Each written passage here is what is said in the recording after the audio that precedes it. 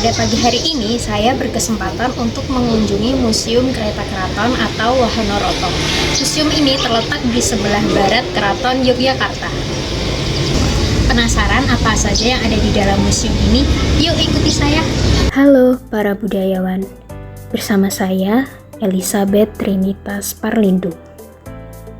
Museum Kereta Keraton Yogyakarta atau yang biasa dikenal sebagai Museum Wahono-Roto merupakan sebuah museum khusus yang berisi dengan koleksi kereta kuda milik Keraton Kasultanan Yogyakarta. Museum tersebut terletak di sekitar area Keraton Yogyakarta, tepatnya berseberangan dengan Bangsal Pagelaran atau di sisi barat Jalan Roto Wijayan. Keberadaan museum kereta kuda ini sangat mudah dijangkau. Pada umumnya, museum kereta kuda dikunjungi setelah mengunjungi Bangsal Pagelaran dan Bangsal Sitinggil sebelum menuju ke pusat keraton. Koleksi Museum Kereta Keraton Yogyakarta ini dikhususkan pada alat transportasi berupa kereta kuda yang pernah digunakan baik sebagai kendaraan utama Kasultanan Yogyakarta yang digunakan untuk kepentingan keraton maupun pribadi sultan. Keberadaan Museum Kereta Keraton Yogyakarta ini dirintis pada masa pemerintahan Sri Sultan Hamengkubuwono ke-7. Kereta kuda koleksi museum tersebut telah digunakan dan berusia puluhan tahun. Bahkan ada pula yang mencapai usia ratusan tahun. Beberapa dari kereta kuda tersebut masih digunakan dalam upacara-upacara kebesaran keraton seperti upacara penobatan sultan, pernikahan putra sultan, atau mengantar jenazah sultan ke tempat peristirahatan terakhir. Dari sekian koleksi yang ada, beberapa kereta tua sudah tidak digunakan lagi karena faktor usia dan faktor sejarah yang pernah dihantarkannya. Museum Kereta Keraton Yogyakarta atau Museum Wahono-Roto berdiri di atas tanah seluas 14.000 meter persegi.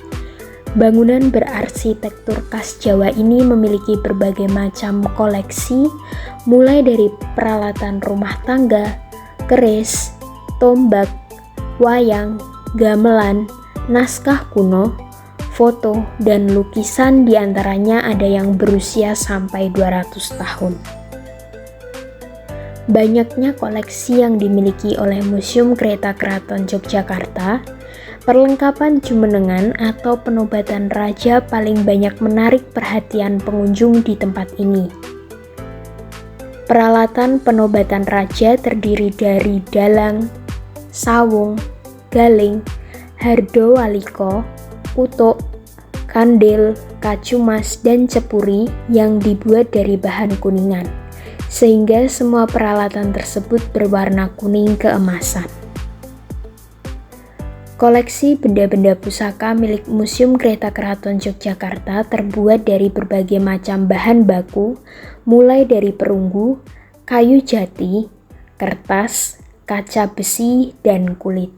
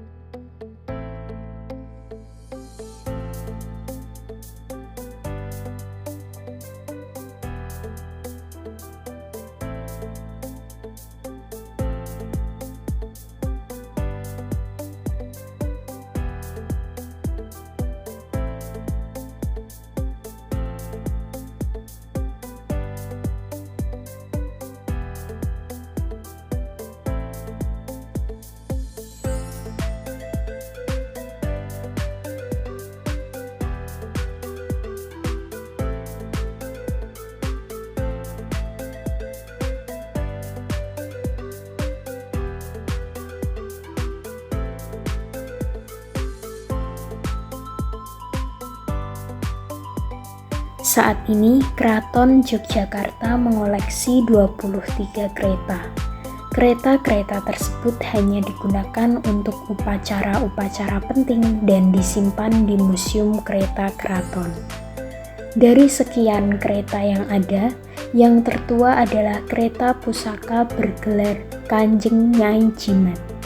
Kereta Kanjeng Nyai Jimat dibuat di Belanda antara tahun 1740 sampai 1750. Berdasarkan catatan yang ada, kereta Kanjeng Nyai Jimat merupakan hadiah dari Gubernur Jenderal VOC Jacob Mussel tahun 1750 sampai 1761 kepada Sri Sultan Hamengkubuwono yang pertama setelah Perjanjian Giyanti pada tahun 1755.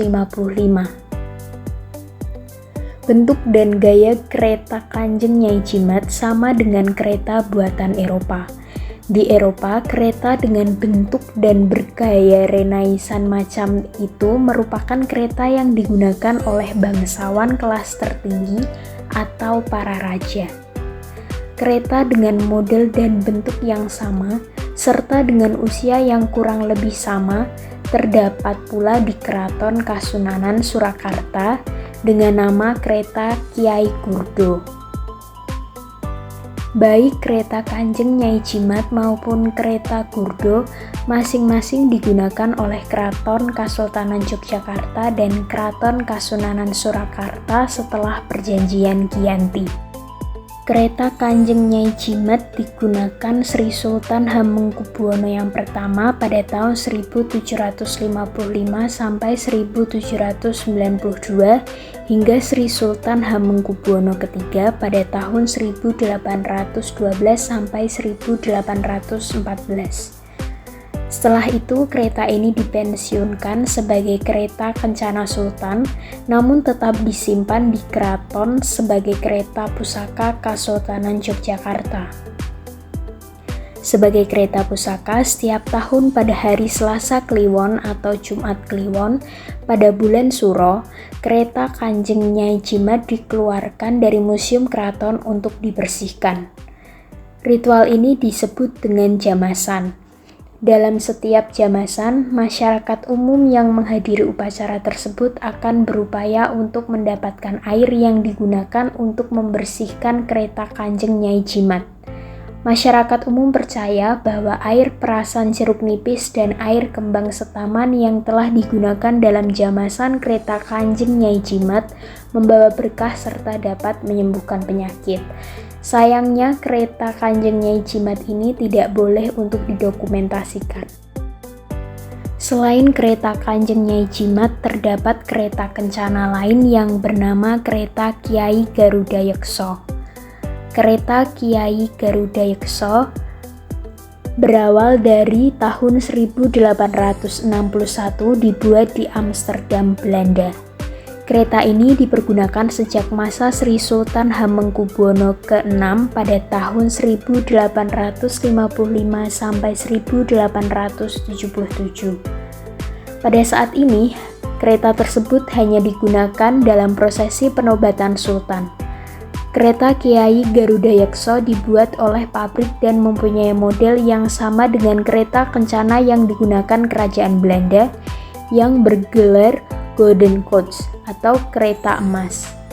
Golden Coach mulai digunakan pada tahun 1899 dan sampai sekarang masih digunakan Ratu Belanda setiap tahun untuk upacara kebesaran. Kereta Kiai Garuda Yekso adalah kereta yang ditarik oleh 8 ekor kuda, hadiah Ratu Wilhelmina kepada Sultan Hamengkubuwono ke-6. Di pintu kereta masih terlihat logo Kerajaan Belanda bersanding dengan logo Sri Sultan Hamengkubuwono ke-6. Ornamen hiasan berbentuk mahkota di bagian atas kereta Kiai Garuda Yekso disepuh dengan emas asli yang menunjukkan wibawa dari seorang pemimpin kerajaan yang makmur dan sejahtera. Seluruh bagian kereta beserta ornamen-ornamennya masih terjaga keasliannya. Pada masa lalu, kereta-kereta ini digunakan untuk keperluan sehari-hari sultan atau keluarga inti sultan. Hanya ada satu kereta yang tidak khusus digunakan untuk sultan atau keluarga inti sultan, yaitu kereta premili. Kereta premili mulai digunakan pada masa Sri Sultan Hamengkubuwono ke-8.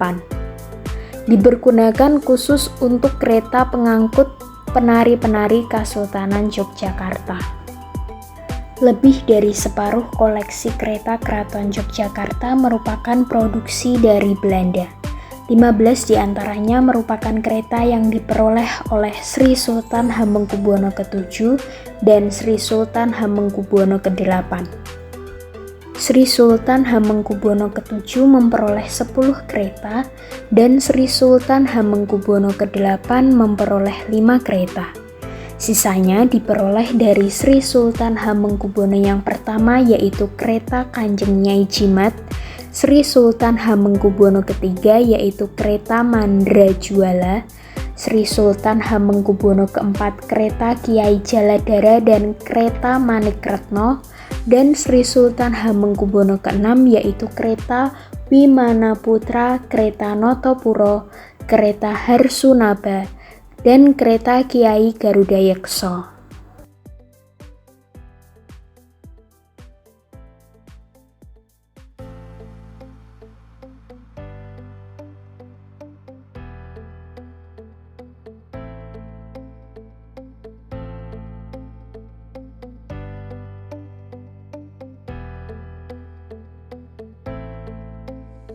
Pengembangan wisatanya itu seperti apa? Untuk pengembangan wisata, jadi untuk Keraton Jogja itu jelas kami masih terus berkembang di sektor wisata juga, karena ini adalah salah satu destinasi sejarah dan patokan kebudayaan di Yogyakarta. Dan pengembangan nanti sendiri dari infrastruktur, sistem operasionalnya, SOP-nya, dan penambahan koleksi. Dan kami juga kalau di dalam keraton sendiri itu banyak banget pameran yang setiap tahun itu pasti ada, walaupun pameran nanti ganti-ganti setiap 6 bulan atau 3 bulan sekali gitu. Nanti ada. Untuk tantangan lebih ke gimana caranya sih, walaupun keraton juga kan adalah salah satu ikon gitu ya, tapi gimana caranya agar anak muda dapat ikut dalam sejarah, jadi dia bisa tahu oh ini sejarah keraton juga, oh ini koleksinya kayak gini, ini fungsinya untuk apa dan lain sebagainya. Contohnya karena juga ini sebagai patokan kebudayaan dan adat istiadat di Yogyakarta. Biasanya kalau pengunjung ramai itu pas hari apa? Di Jogja ini terus side season. Iya. Jadi nanti kalau panjang ini untuk bawa jenis. Dari 10 kereta yang diperoleh Sultan Hamengkubuwono ke-7 kisaran tahun 1877 sampai 1921, 8 diantaranya adalah buatan Schiper Amsterdam dengan tahun perakitan 1901. Pabrik yang sama pada tahun 1898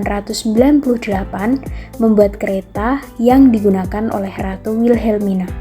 Meskipun kebanyakan kereta diproduksi di luar negeri, namun bahan baku untuk membuat kereta tersebut adalah bahan-bahan baku berkualitas yang diambil dari Hindia Belanda. Kayu, karet, timah, dan logam yang digunakan untuk membangun kereta-kereta tersebut adalah bahan-bahan yang didatangkan dari hutan dan perkebunan yang terletak di Jawa dan Sumatera. Salah satu pendiri pabrik Schiper, Hendry Jan Spijker sendiri pernah tinggal untuk beberapa waktu di Hindia Belanda pada awal abad ke-20. Selain produksi Belanda, sejumlah kereta adalah produksi dari Inggris dan Jerman. Ada juga yang diproduksi oleh bengkel di Yogyakarta dan Semarang. Satu kereta dari Inggris adalah kereta Mandrajuala buatan tahun 1814 yang ditarik oleh 2 ekor kuda. Kereta ini digunakan oleh Pangeran Diponegoro ketika menjadi wali Sri Sultan Hamengkubuwono keempat ketika berunding dengan Inggris. Satu kereta dari Jerman adalah kereta Kutaka Raharja yang dibuat di Berlin tahun 1927. Kereta ini ditarik oleh 2 ekor kuda, digunakan oleh Raden Mas Dorojatun sebelum diangkat menjadi Sri Sultan Hamengkubuwono ke-9. 4 kereta buatan dalam negeri semuanya dibuat pada masa pemerintahan Sri Sultan Hamengkubuwono ke-8. Masing-masing kereta tersebut adalah kereta Kapulitin, dirakit di Yogyakarta tahun 1925, kereta pesiar Sri Sultan Hamengkubuwono ke-8. Kereta tersebut ditarik oleh 2 ekor kuda. Kereta Premilih dirakit di Semarang pada tahun 1921, kereta untuk angkutan para penarik kerajaan. Kereta tersebut ditarik 4 hingga 6 ekor kuda. Selanjutnya ada kereta Jatayu dibuat di Yogyakarta tahun 1931. Kereta untuk kendaraan putri-putri sultan. Kereta tersebut ditarik 4 hingga 6 ekor kuda. Yang terakhir ada kereta Rata Pralaya dibuat di Yogyakarta pada tahun 1938. Kereta tersebut digunakan untuk prosesi pemakaman yang ditarik oleh 8 ekor kuda.